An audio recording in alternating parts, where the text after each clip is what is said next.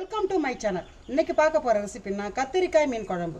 அதுக்கு முன்னாடி நம்ம சேனலுக்கு சப்ஸ்கிரைப் பண்ணாதவங்க சப்ஸ்கிரைப் பண்ணுங்கள். இப்போ நம்ம வீடியோக்குள்ளே போகலாம். இப்போ நான் வச்ச கடாய் காஞ்சிடுச்சு. மண் சட்டியில் தான் செய்கிறேன். இப்போ எண்ணெய் இதில் ஊற்றிக்கலாம். நல்லெண்ணெய் விட்டு செஞ்சு பாருங்கள், நல்லாயிருக்கும்.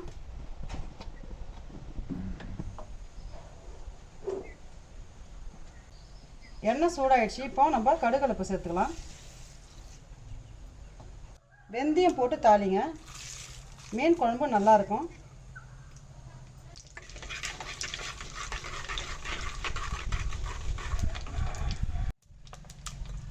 தாளிப்புக்கு சிறுவாக ஒரு வெங்காயம் துண்டு நல்லா அரிஞ்சு போடுங்க. முதல்ல எப்பவுமே வெங்காயத்தை நல்லா அதை பொடியாக்கி கொஞ்சம் தாளிப்புக்கு போட்டுங்க. கடுகு பொரிஞ்ச உடனே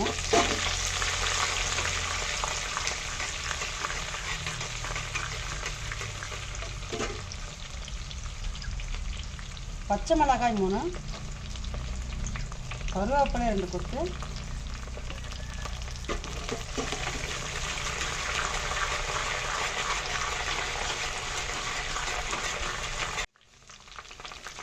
வெங்காயம் நல்லா பொரிஞ்சிச்சு பாருங்கள். போட்ட வெங்காயம் இந்த மாதிரி நல்லா பொரிஞ்சிருக்கணும். இப்போது நம்ம எடுத்து வச்சுருந்தோம் இல்லையா கத்திரிக்காய், இந்த மாதிரி பீஸாக ஆக்கி நல்லா இந்த மாதிரி வச்சுருக்கணுங்க. இப்போ இது கூட போட்டு நல்லா வதக்கிக்கணும்.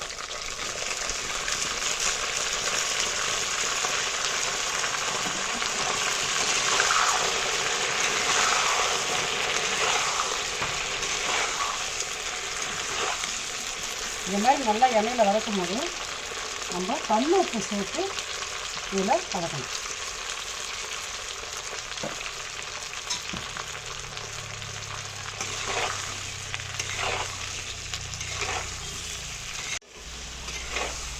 இப்போ நல்லா வதங்கிச்சு பாருங்கள். இந்த டைமில் நம்ம வெங்காயம் தக்காளியும் 2 எடுத்து நல்லா விழுதாக இது மாதிரி அரைச்சி எடுத்துக்கணுங்க.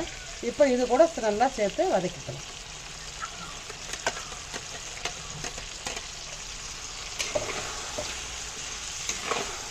நல்லா வெங்காயம் தக்காளி வாசனை நல்லா போகிற அளவுக்கு நல்லா வதக்குங்க.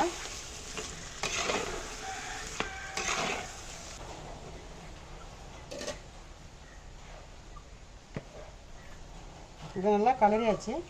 இப்போ இந்த டைமில் நம்ம தனி மிளகாய்த்தூள் 1 டீஸ்பூன் சேர்த்துக்கோங்க. அது போட்ட உடனே ஒரு 5 நிமிஷம் கொஞ்சம் மூடி வைங்க.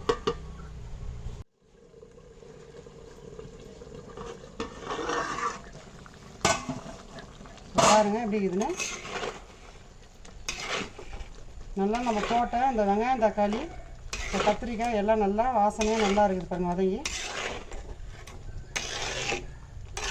கத்திரிக்காயை ரொம்ப குழச்சிடாதீங்க.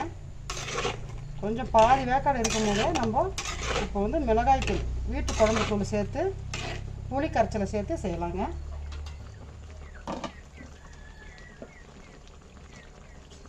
இது வீட்டு குழம்பு தூளுங்க, எல்லாம் கலந்து அரைச்சிருப்போம் இல்லையா, அந்த மிளகாய் தூளுங்க. இதை வந்து இப்போ சேர்த்துக்கலாங்க.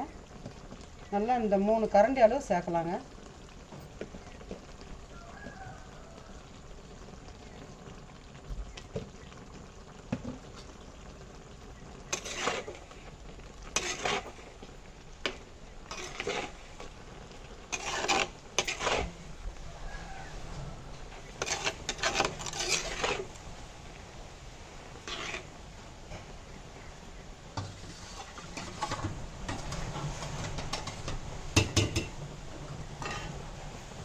இப்போ இந்த குழம்புக்கு புளி கரைச்சல் ஒரு 75 கிராம் புளி கரைச்சல் எடுத்து நீங்கள் இதை தண்ணியாக இதை கரைச்சி இதை மாதிரி நல்லா எடுத்துக்கணுங்க.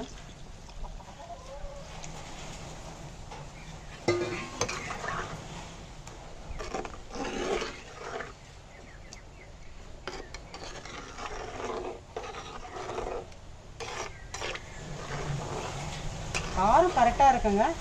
அப்படி காரம் கொஞ்சம் தூக்கலாக சாப்பிட்றவங்களா இருந்தால் கொஞ்சம் தனி மிளகாய் தூள் சேர்த்துக்குங்க. நான் 1 டீஸ்பூன் அளவு போட்டேங்க இல்லையா, நீங்கள் ஒரு 2 டீஸ்பூன் அளவு போட்டுக்குங்க. இப்போ இந்த டைமில் நம்ம உப்பு கொஞ்சம் சேர்த்துக்குங்க.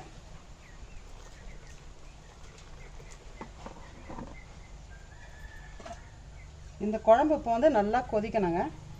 ஒரு 15 நிமிஷம் ஆகுங்க. இப்போ குழம்பு எப்படி இருக்குது பார்க்கலாங்க. நல்லா கொதிச்சு நல்லா நம்ம போட்ட கத்திரிக்காயெல்லாம் நல்லா வெந்துருக்குது பாருங்கள். இப்போ குழம்பும் நல்லா திக்னஸாக இருக்குது. இப்போ இது மாதிரி டைமில் தாங்க நம்ம எடுத்து வச்சுக்கணும் இல்லையா மீன், அதை இப்போ சேர்த்துக்கலாங்க. நம்ம சுத்தப்படுத்தி இதை கழுவி வச்சுருக்குறாங்க. இது நவரை மீன் தாங்க இது. இப்போ நல்லா இதில் போட்டுக்கலாங்க. நம்ம எது செய்கிறதாலும் தண்ணி இருத்து நல்லா செய்யுங்க.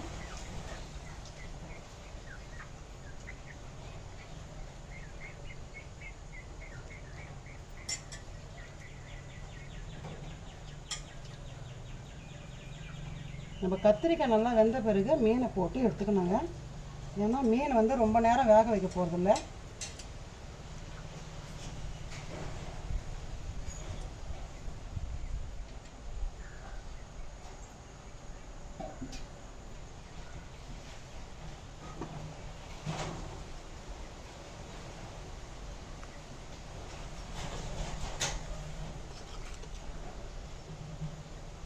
நம்ம மண் சட்டியில் செய்யும் போது எப்போவுமே கவனமாக செய்யுங்க. ஏன்னா அது வந்து நம்ம தீ ஜாஸ்தியாக வைக்கும் போது அந்த மண் சட்டி ஆப்பாட்டது அடியில் வந்து அப்படியே பிடிச்சிக்குங்க.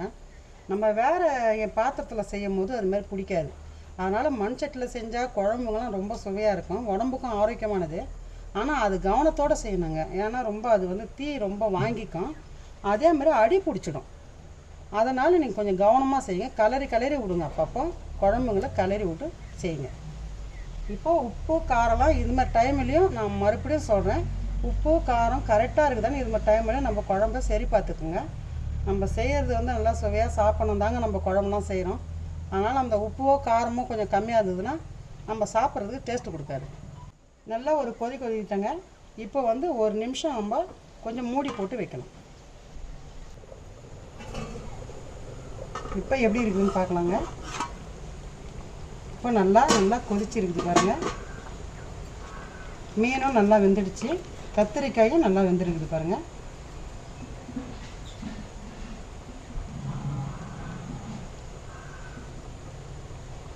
நல்லா மணமாக நல்லா சுவையாக இருக்குதுங்க. இப்போ அடுப்பை ஆஃப் பண்ணிக்கலாங்க. இப்போ மேலே லைட்டாக கொத்தமல்லி தழையை போட்டுக்கோங்க. மீன் குழம்புல லைட்டாக நம்ம இறக்கும் போது கொத்தமல்லி தழையை போட்டு பாருங்கள், நம்மளுக்கு அந்த வாசனையே ரொம்ப நல்லா பிடிச்சிருக்கும். இந்த குழம்பு இப்போ வந்து நல்லா சுட சாதம் வடித்து இதில் போட்டு சாப்பிட்டு பாருங்கள். கத்திரிக்காயை மீனை வச்சு ரொம்ப சுவையாக இருக்கும்.